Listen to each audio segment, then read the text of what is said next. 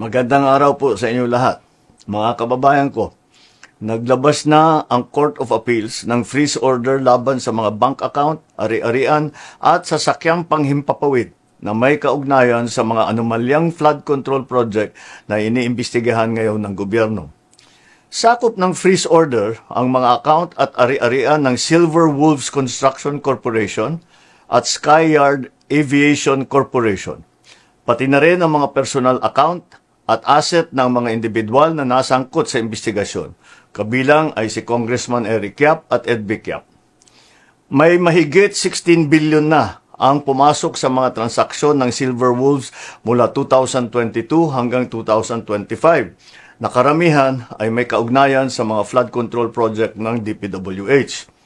Kabuuang 280 bank account ang na-freeze, 22 insurance policy, 3 securities account, at 8 sasakyang panghimpapawid, kabilang ang mga eroplano at helicopter na konektado sa Skyyard Aviation. Kailangan natin ang mga freeze order na ito para hindi maibenta ang mga ari-arian at para maibalik natin sa ating mga kababayan ang bawat pisong pinaghihinalaang ninakaw. Meron ding 8 taga-DPWH sa Davao Occidental na nagpadala na ng sulat na sila ay magsusurrender sa NBI dahil sa hinaharap nilang mga kaso. Inaasahan na rin nating lalabas ang warrant of arrest na ni Sara Diskaya itong linggong ito at hindi na rin magtatagal ang pag-aresto sa kanya. Magpapatuloy ang investigasyon, magpapatuloy ang pagpapanagot at titiyakin ng pamahalaan na ang pera ng bayan ay maibabalik sa taong bayan. Meron ding 8 taga-DPWH sa Davao Occidental na nagpadala na ng sulat